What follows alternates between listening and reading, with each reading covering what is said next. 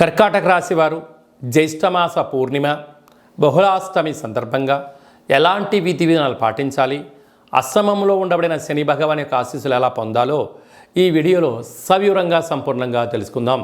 కర్కాటక రాశిలో ఏ నక్షత్రాలు వస్తాయనగా పునర్వసు నక్షత్రంలోని చివరి పాదమైన 4వ పాదము, పుష్యమి నక్షత్రంలోని 4 పాదాలు, ఆశ్లేష నక్షత్రంలోని 4 పాదాలు కలిపితే కర్కాటక రాశి. చాలామందికి పుట్టినటువంటి కాల సమయంలో డేటా ఆఫ్ బర్త్లో లేనటువంటి కారణం వలన పేరు యొక్క మొదటి అక్షరాన్ని అనుసరిస్తూ రాశిని తెలుసుకునే ప్రయత్నం చేద్దాం. హీ, హూ, హే, హో, డా, డి, డు, డే, డో అక్షరాల వరదడు కర్కాటక రాశి జాతకులే. కర్కాటక రాశి యొక్క అధిపతి చంద్ర భగవానుడు. వీరికి చాలా సున్నితమైన స్వభావం కలిగి గళగళ పారుతున్న గోదావరిలాగా అన్నట్టుగా వీరి మాటల ప్రవాహంతో ఎంతటి వారినైనా వీరి కంట్రోల్లోకి తెచ్చుకోవడంలో వీరు చాలా సిద్ధస్తులు. మార్కెటింగ్ రంగంలో కానీ, హోటల్ వ్యాపారాలు, నీటి వ్యాపారాలు, కూల్ డ్రింక్స్, పాల ఉత్పత్తులు, స్వీట్ హౌసులు, అలాగనే చిరు బండారాలు, కిరాణం షాప్సు, మార్కెటింగ్ రంగంలో వీరికి అందవేశం చేయని చెప్పి గమనించగలగాలి. కాకపోతే గృహ భవన నిర్మాణాలు, మెటీరియల్ వ్యాపారాలు చేసే వారందరికీ చాలా యోగదాయకం. తృతీయంలో కేతు సంచార స్థితి ఉండడం వల్ల తల్లిదండ్రుల యొక్క మాట, గురువుల మాట, మీ క్షేమాన్ని గురించి ఎవరైతే చెప్తే మరి దాన్ని వినే ప్రయత్నం చేయండి. స్థిరాస్తులు, చరాస్తులు మీ సొంతమవుతూ స్వగృహాలు, భవనాలు మీ సొంతమవుతాయని చెప్పి గమనించాలి.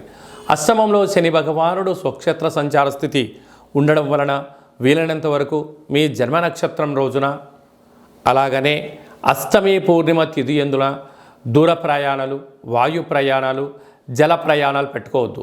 కారణం ఏమిటి అనగంటే వర్షాకాలము ప్రారంభ కాల స్థితిలో ఉండడం వలన చెట్ల కింద ఉండకపోవడం ఉత్తమోత్తమం. ఎందుకంటే ఈ సంవత్సరము అధికమైన వానలు, పిడుగులు, ఉరుములతో కూడుకున్న వాతావరణ పరిస్థితి అనుకూలంగా లేని ఉంటుంది కనుక ఈ అష్టమ స్థాన శని ప్రభావం చేత యంత్రాలతో, ఆయుధాలతో, ప్రకృతి విపత్తుతో కొన్ని గడ్డాలు పొంచి ఉన్నాయి కనుక తస్మాత్ జాగ్రత్తగా ఉండే మానవ ప్రయత్నం చేయండి. వీలైనంత వరకు వర్షం పడేటువంటి కాల సమయంలో చెట్ల కింద పశువుల కాపర్లు కానీ, గొర్రెల కాపర్లు కానీ, వ్యవసాయ సోదరీమణులు కానీ అలాంటి కాల సమయంలో గొడుగును దగ్గర పెట్టుకొని వీలైనంత వరకు విపత్తులకు దూరంగా ఉండే మానవ ప్రయత్నం అన్న చేయండి. భాగ్యస్థానంలో రాహు సంచార స్థితి ఉండడం వలన భార్యాభర్తల మధ్య అన్యోన్యత, ప్రేమికులకు వివాహము, భార్యాభర్తల ఆలోచనలు ఉన్నత స్థాయికి ఉంటాయి. కాకపోతే మూడో వ్యక్తులను అందులో దూడ్చుకోకుండా, అంటే చిన్న చిన్న విషయాలకు పక్కింటి వాళ్ళకు, ఎదురింటి వాళ్ళకు చెప్పుకోకుండా మీ యొక్క సమస్యను మీరు పరిష్కరించుకోగలిగినట్లయితే మీ దాంపత్య జీవితం 3 పువ్వులు 6 కాయలు అని చెప్పి గమనించగలగాలి. రాజ్యస్థానంలో కుజ భగవానుడు స్వక్షేత్రకంగా ఉండడం వలన స్థిరాస్తులు, చరాస్తులు, వ్యాపారస్తులు, ఉద్యోగస్తులు, విదేశాలకు వెళ్ళే అన్ని పనులలో విజయం మీ సొంతమవుతుంది.